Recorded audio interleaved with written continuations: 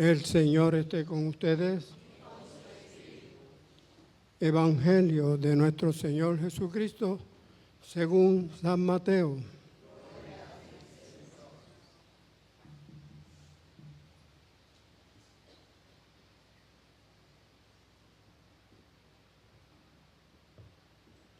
Genealogía de Jesucristo, hijo de David, hijo de Abraham.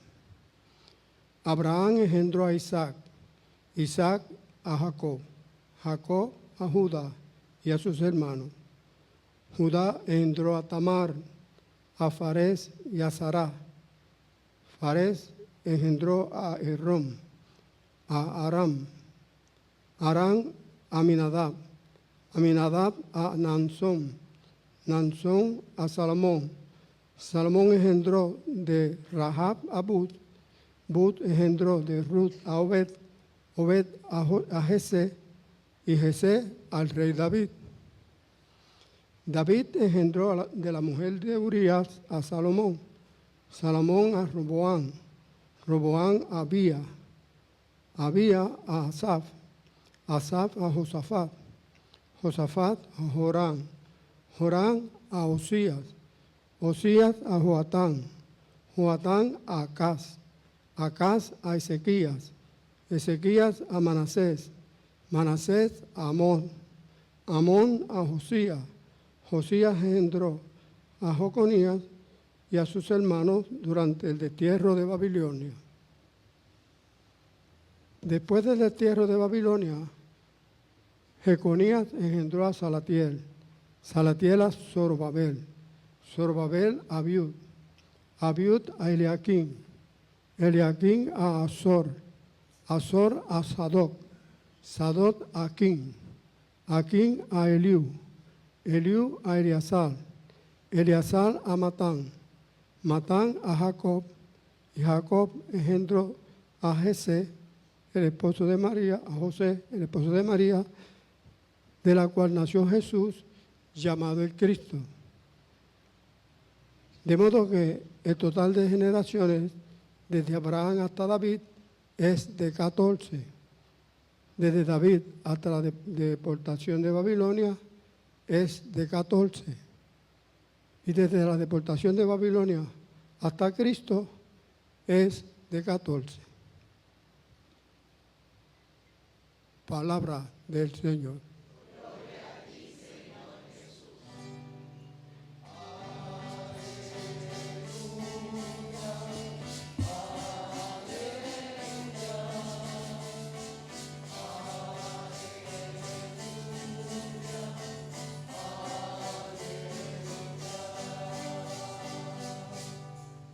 Tengan la bondad de sentarse.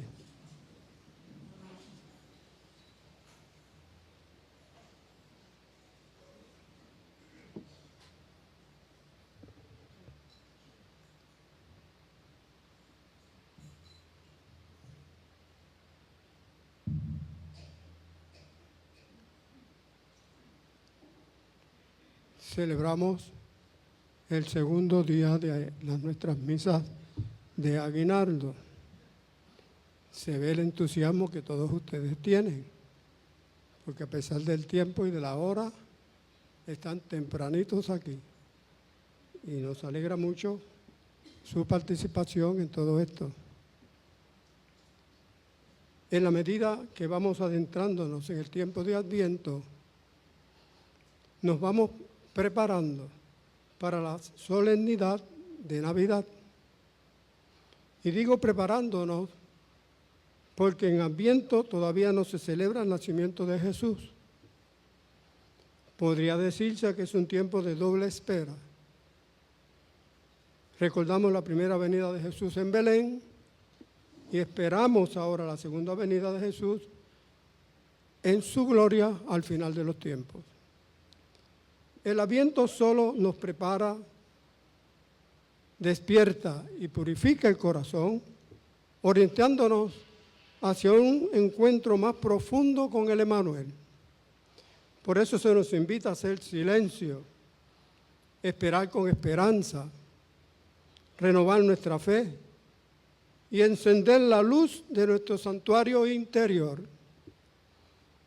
El Adviento es más bien el tiempo del Espíritu Santo, porque es el Espíritu Santo el que preparó el corazón del pueblo de Israel, llenó a la Virgen María y movió a Juan Bautista en el vientre materno de su mamá. Estamos atentos al cumplimiento en plenitud de lo que esperamos. ¿Pero qué es lo que esperamos? Esperamos a un Salvador, no un recuerdo emocional. Por eso es preciso ir suscitando en nosotros esa ansias de Dios, esa hambre de Dios, esa necesidad de Dios, y prepararnos para saborear su llegada. En él se percibe una invitación a dirigir nuestro ánimo hacia un porvenir que se aproxima, que está cerca, que está en medio de nosotros, pero todavía no. Es un tiempo para descubrir que nuestra vida pende de unas promesas de verdadera presencia divina. Es tiempo de vivir la fe con esperanza y expectación, pero una expectación piadosa, sin dejar de ser alegre. En suma, es un tiempo precioso, muy oportuno y privilegiado para escuchar el anuncio de la liberación de los pueblos y de las personas, ustedes hombres y mujeres, a través de los profetas.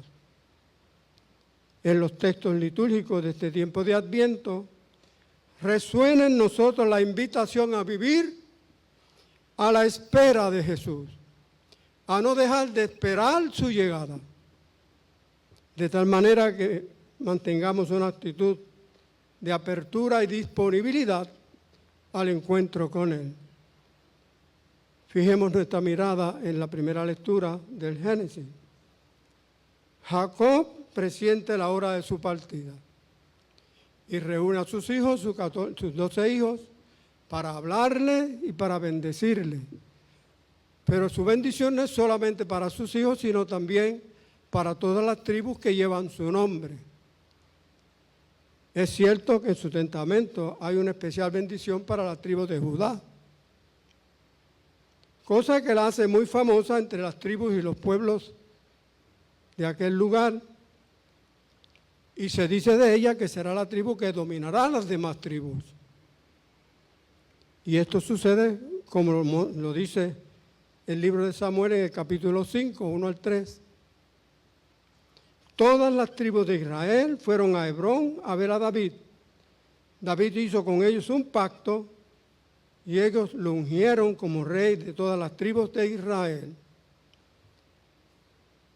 Ya sabemos que el rey David nace de la descendencia de Jesé, hijo de Obed, según lo dice el Evangelio.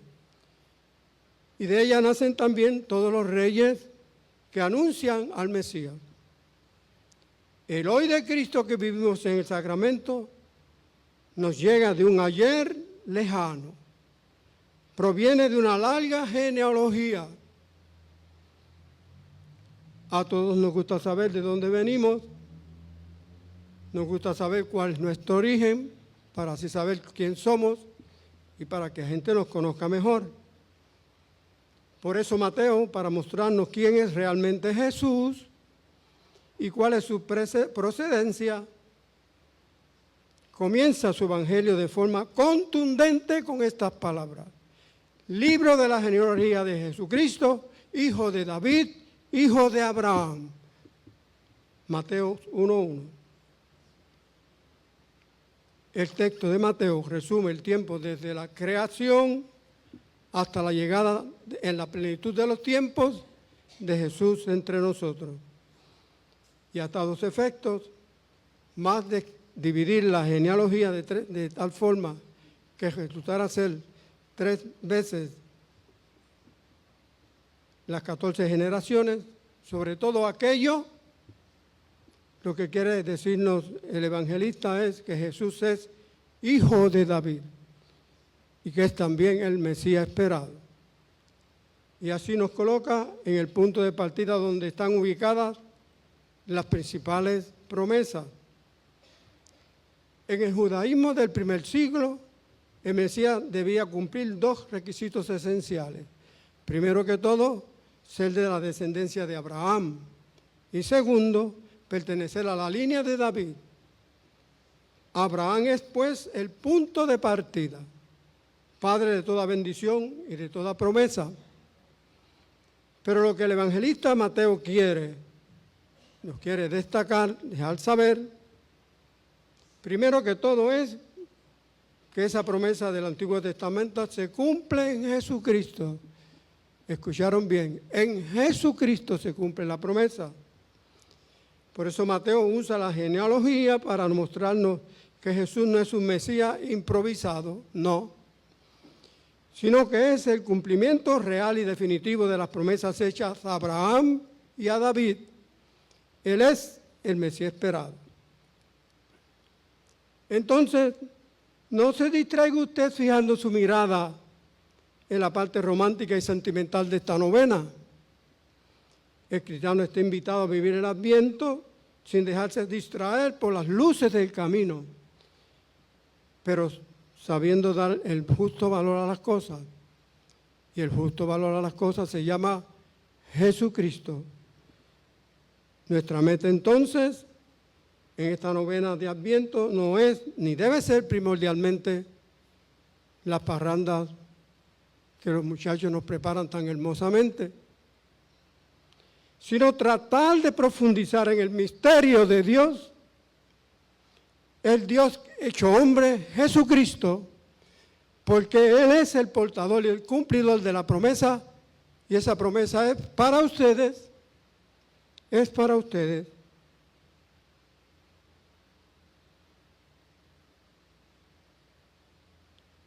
Toda esta historia no es más que historia, pero historia de salvación. Y un excelente vínculo para traernos al conocimiento de lo que nos apasiona, Jesucristo el Señor.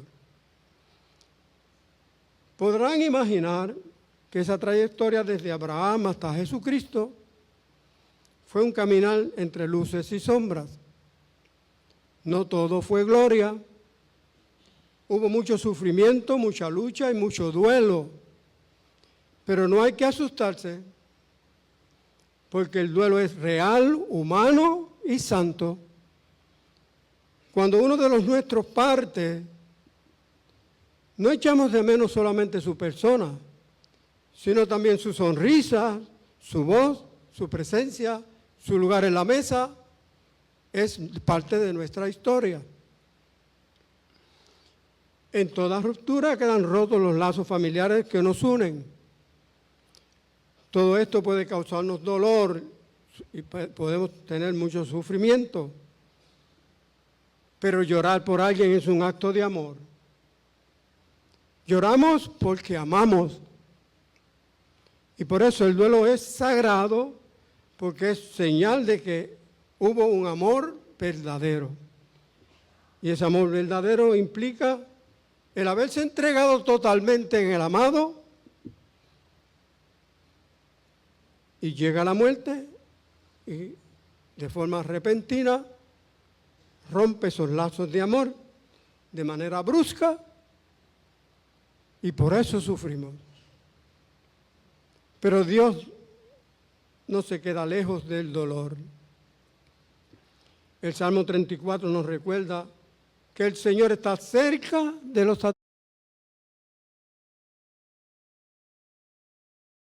atribulados. Dios no está lejos, no está indiferente. A veces cuando el dolor es muy grande, muy fuerte, se sienta en medio nuestro, callado, pero ahí está.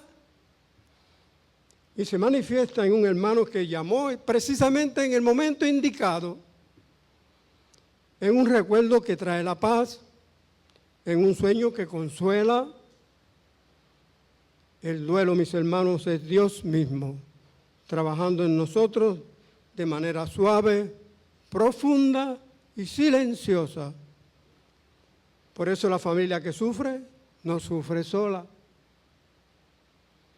Cuando uno de nuestros familiares parte a la casa del Padre, toda la estructura se rompe. Cada uno lleva el duelo a su manera.